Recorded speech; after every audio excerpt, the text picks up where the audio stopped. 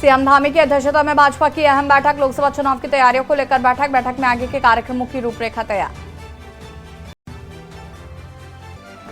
अयोध्या में राज्य अतिथि गृह के लिए 32 करोड़ रुपए स्वीकृत, 4700 वर्ग मीटर में होगा स्थापित। दून से अयोध्या के लिए फ्लाइट का भी अनुरोध।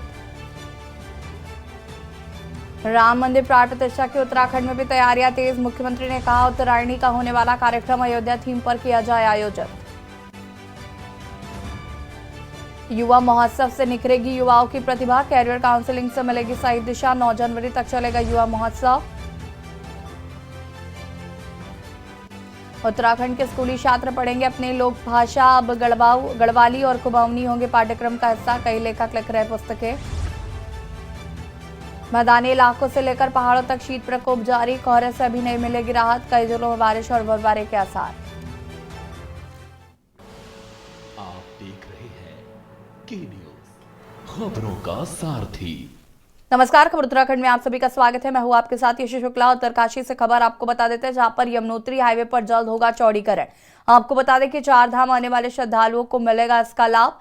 घटनाओं को लेकर राजमार्ग विभाग हुआ एक्टिव।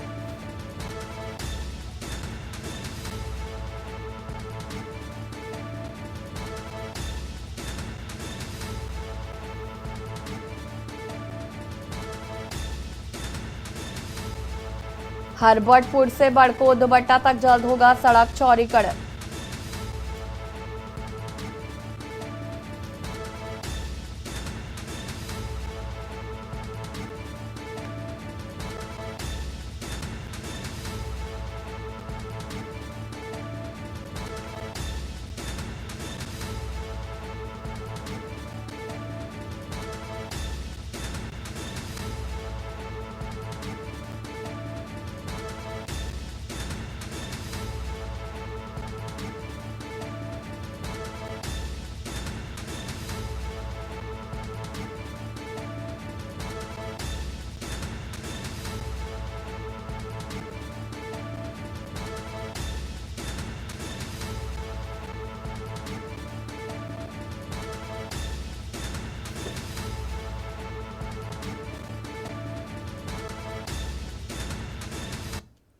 लक्सर से खबर, जहां पर कोहरे के चलते हुआ भीषण सड़क हादसा।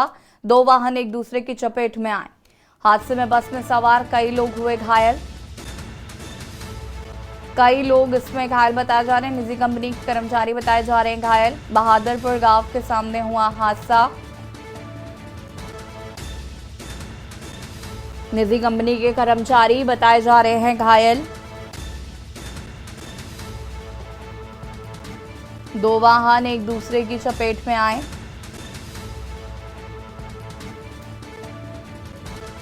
हादसे में बस में सवार लोग हुए घायल।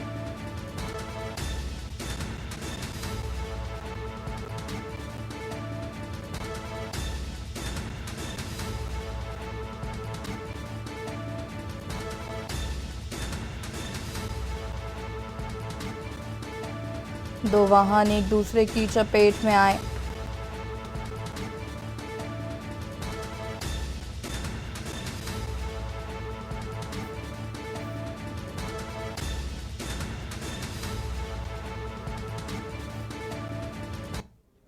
जसपुर से खबर आपको बता देते, जहां पर अज्ञात कारणों से वाहन में लगी भीषण आग। पतरामपुर रोड पर वाहन में लगी भीषण आग। सूचना मिलते ही मौके पर पहुंची फायर ब्रिगेड। फायर ब्रिगेड की टीम ने आग पर पाया काबू। हादसे में नहीं हुई कोई जानहानि।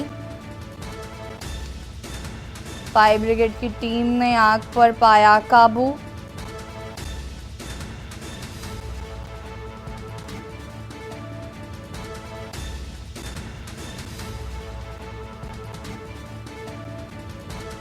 पतरामपुर रोड पर वाहन में लगी आग। सूचना पर मौके पर पहुंची फायर ब्रिगेड। फायर ब्रिगेड की टीम ने आग पर पाया काबू।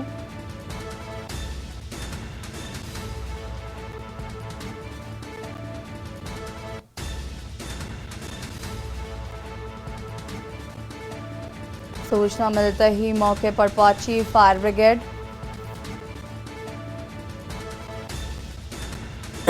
फायर ब्रिगेड की टीम ने आग पर पाया काबू।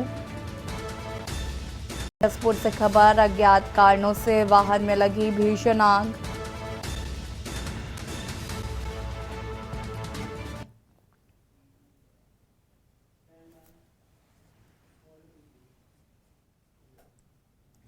उत्तराखंड में प्रधानमंत्री कृषि सिंचाई योजना में घोटाले पर बड़ी कार्रवाई हुई है। इस मामले में कृषि मंत्री गणेश जोशी ने सचिव कृषि विनोद कुमार सुमन को जनपद देहरादून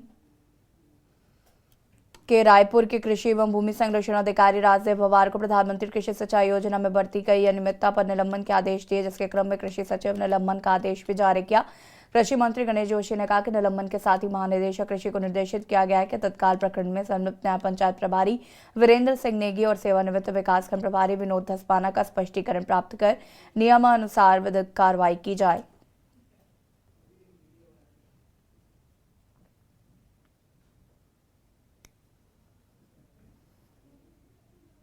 के अंदर कोई भी व्यक्ति हो, किसी को कितना भी बड़ा किसी का आशीर्वाद प्राप्त हो, उसके खिलाफ कार्रवाई होती है। अगर आपने देखा होगा कि उसमें हमने एक को निलंबित कर दिया है, 3 अधिकारियों की हमने एक्सप्रेशन कॉल की है और इसमें कोई भ्रष्टाचारी हो, धामी 2 सरकार में किसी की कोई गुंजाइश नहीं है, उसकी जगह भेजा जाए। और यहाँ रुकेंगे छोटे से ब्रेक के लिए, जल्द हाजिर होते हैं। आप देख रहे हैं के न्यूज खबरों का। टेरी जनपद के देवप्रयाग विधानसभा के अंतर्गत आने वाले कीर्तिनगर के शेड़ाधार स्थित माधव सिंह भंडारी स्मारक पर पूजा अर्चना के साथ शुरू हुई पौराणिक मेले में सांस्कृतिक कार्यक्रमों की धूम मची रही। इस दौरान बड़ी संख्या में स्थानीय लोगों की भी मौजूदगी रही। राज्य सूचना आयुक्त योगेश भट्ट ने वीर माधव सिंह भंडारी प्रतिभाग किया है और विभिन्न विभागीय स्थलों का निरीक्षण कर जानकारी ली।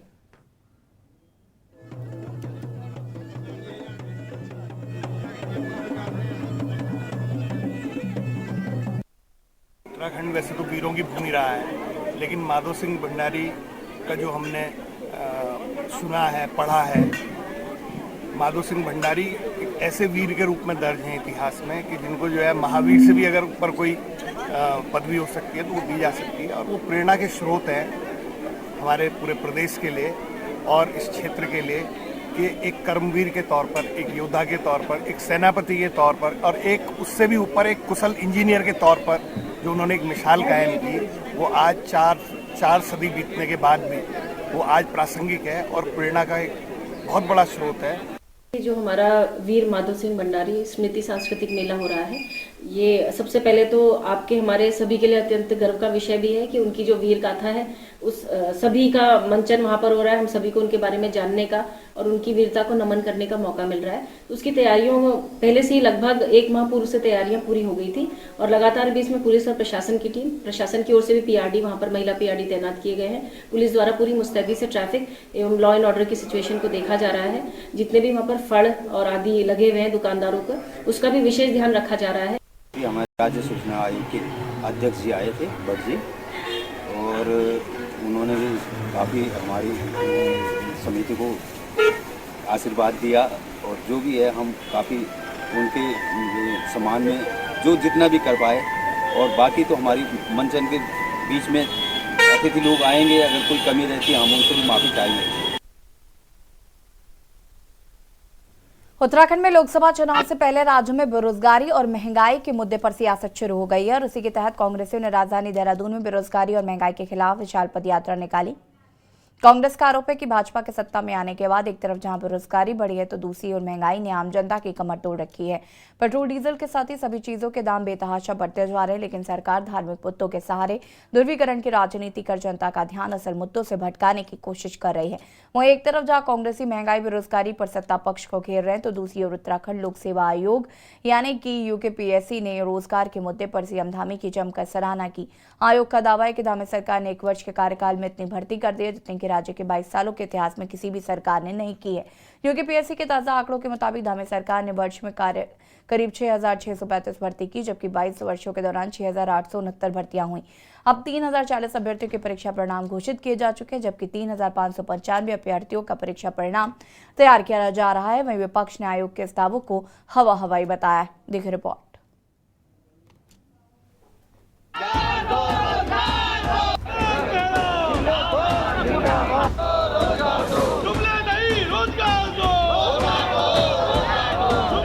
चुनावी तैयारियों के बीच उत्तराखंड में बेरोजगारी और महंगाई के मुद्दे पर विपक्ष ने हंगामा तेज कर दिया है और इसी के तहत पूर्व मुख्यमंत्री हरीश रावत के नेतृत्व में विशाल पदयात्रा देहरादून में निकाली गई। पूर्व मुख्यमंत्री हरीश रावत का कहना है कि देश में सबसे ज्यादा बेरोजगारी दर उत्तराखंड राज्य में है। राज्य में 93,000 से ज्यादा पद खाली हैं, लेकिन सरकार उन्हें भरने को तैयार नहीं है और इसको देखते हुए कांग्रेस ने सरकार को जगाने के लिए पदयात्रा निकाली है। जल्द सरकार ने बेरोजगार युवाओं को रोजगार नहीं दिया तो कांग्रेस को मजबूरन उग्र आंदोलन करना होगा। वहीं सत्ता पक्ष ने हरीश रावत की इस पदयात्रा को राजनीतिक स्टंट करार दिया है। देश में बढ़ रही है, दुनिया में सबसे ज्यादा बेरोजगारी की वार्षिक वृद्धि दर भारत में है और भारत में सबसे ज्यादा बेरोजगारी की वृद्धि दर उत्तराखंड के अंदर है, जो 9% से ऊपर है। इस समय 93,000 के करीब तो सरकारी पद रिक्त पड़े हैं। यदि उपनल के पदों को निकाल दें तो 70-75 हजार के करीब ये पद रिक्त पड़े हुए हैं। पिछले 6-7 साल से भर्तियों का, सरकारी विभागों में भर्तियों का नाटक किया जा रहा है और भर्तियां की नहीं जा रही हैं, ढकोसला किया जा रहा है और किसी न किसी बहाने, कभी नकल के बहाने तो कभी अकल लगा करके कहीं न कहीं कुछ न कुछ बहाने से जो है उन भर्तियों को टरकाया जा रहा है। पर जहां इम्तिहान हो गए हैं उनके रिजल्ट निकल नहीं रहे हैं। वेटिंग, कहीं यदि भर्ती हुई है छोटी मोटी तो उसकी वेट लिस्ट भी निकालने में इनके पसीने आ जा रहे हैं, वेट लिस्ट नहीं निकाल रहे हैं। कांग्रेस को राजनीतिक स्टंट करने के सिवाय कुछ अब आता ही नहीं है, तो वो यही कार्य करती रहती, राजनीतिक स्टंट करने के। और यहाँ रुकेंगे छोटे से ब्रेक के लिए, जल्द हाजिर होते हैं। आप देख रहे हैं के न्यूज, खबरों का सारथी। ब्रेक के बाद एक बार फिर से आप सभी का स्वागत है। उत्तराखंड के बुलेटिन का रुख आगे करेंगे, लेकिन उससे पहले आपको ले चलते हैं उत्तर प्रदेश के गोरखपुर, जहां पर उत्तर प्रदेश के मुखिया योगी आदित्यनाथ क्या कुछ कह रहे हैं, सुन लेते हैं।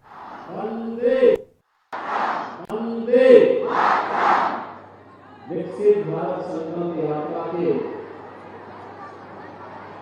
आज झरना गोवा में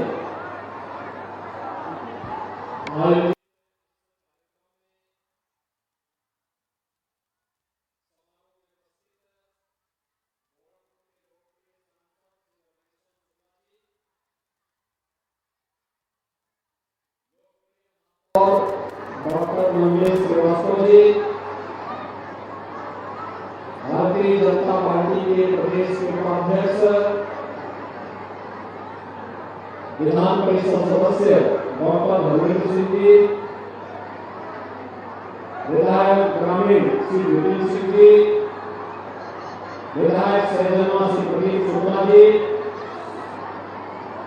महानगर के अध्यक्ष श्री राजेश गुप्ता जी, हमारे सभी पार्षदगण श्री रमेश प्रताप गुप्ता जी और अन्य पदाधिकारीगण, उपस्थित भाइयों और बहनों, विकसित भारत संकल्प यात्रा में आज आपने प्रधानमंत्री जी का संदेश भी सुना। देश को विकसित बनाने के लिए हमारा क्या दायित्व है, इसके लिए संकल्प भी लिया।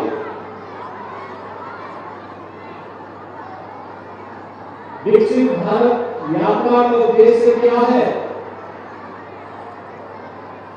मेरी कहानी मेरी जुबानी के माध्यम से लाभार्थियों के मुख से उनकी सफलतम कहानी को भी सुना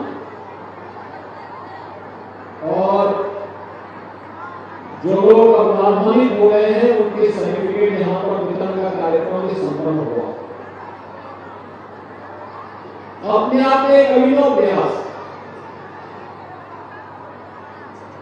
माननीय प्रधानमंत्री जी के विजन के अनुरूप बिना भेदभाव के हर गरीब का कल्याण करना, उस उद्देश्य की पूर्ति करते हुए आगे बढ़ रही है। आज इस विकसित भारत संकल्प यात्रा में मैं आप सबका हृदय से अभिनंदन करता हूं, आप सबका स्वागत करता हूं। बहनों भाइयों, ये हम सबका सौभाग्य है कि हम ऐसे भारत में आज रह रहे हैं जो नित्य नए प्रतिमान स्थापित करते हुए दुनिया के अंदर हम 140 करोड़ भारतवासियों का सिर गौरव के साथ ऊंचा उठाने का कार्य कर रहा है। आज दुनिया के अंदर भारत का सम्मान बढ़ा है।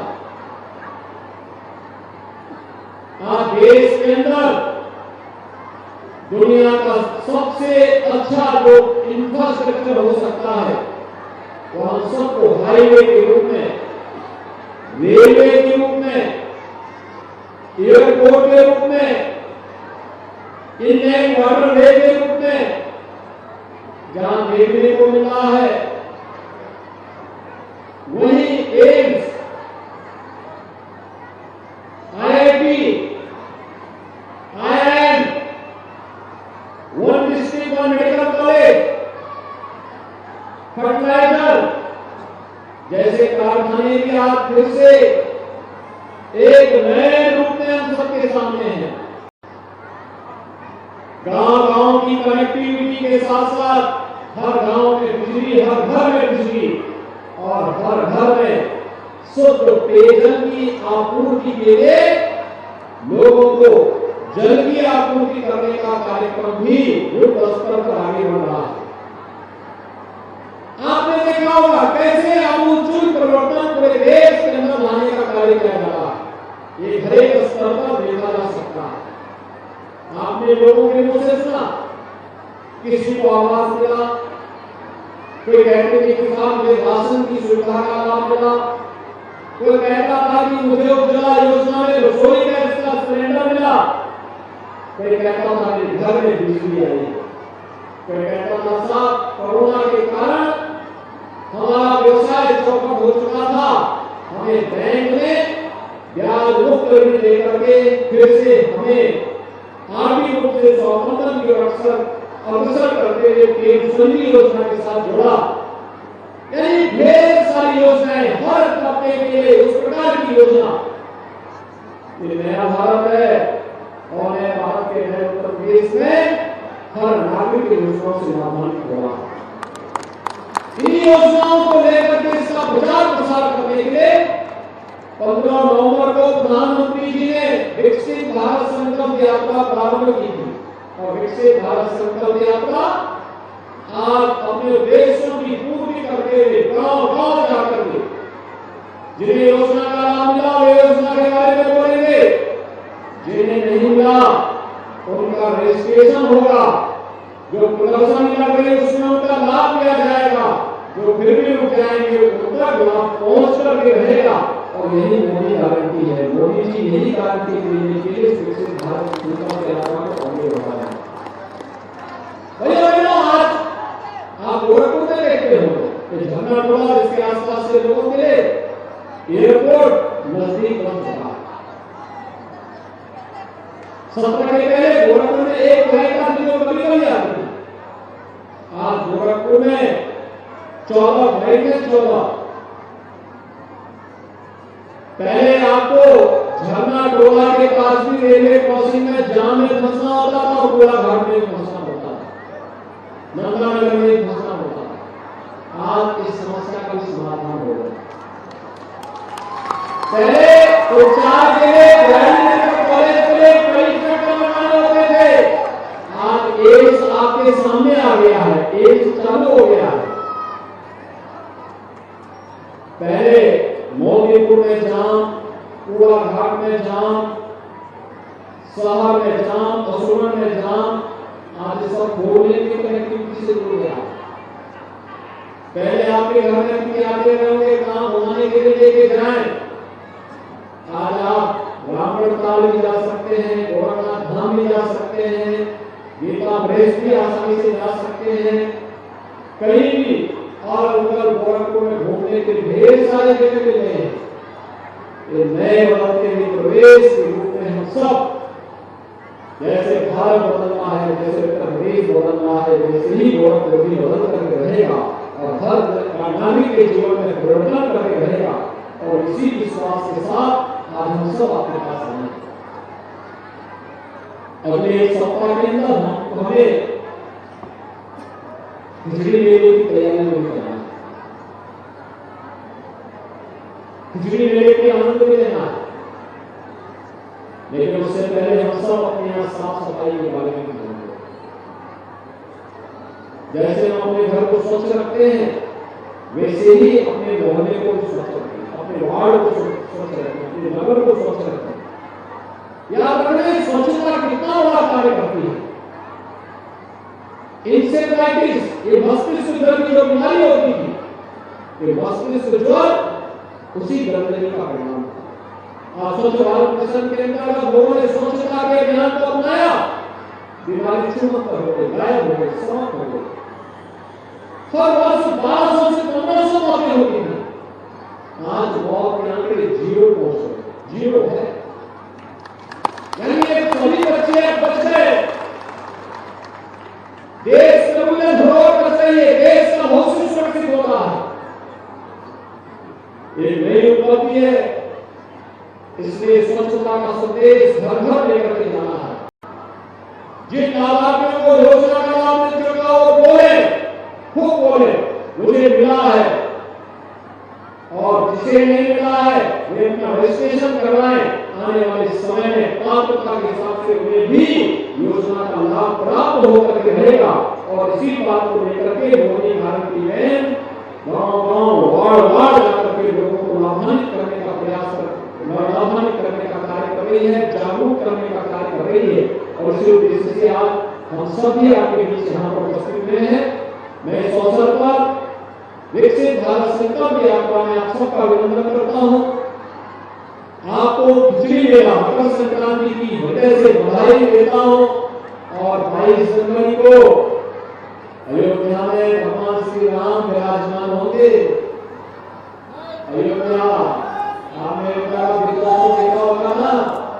देखा है अयोध्या का दीपोत्सव? दीपावली अयोध्या में कैसे होती है? और जैसे अयोध्या की दीपावली होती है, ऐसे ही 22 जनवरी की शाम को हर मंदिर में, हर घर में दीपोत्सव का आयोजन होना चाहिए। इस संकल्प के साथ आप सबको मैं बधाई देता हूँ, अपनी शुभकामनाएं देता हूँ। धन्यवाद। जय हिंद, जय श्री राम, जय श्री राम। और खबर उत्तराखंड में फिलहाल इतना ही। देखते रहिए के न्यूज़ इंडिया। नमस्कार। आप देख रहे हैं के न्यूज़, खबरों का सारथी।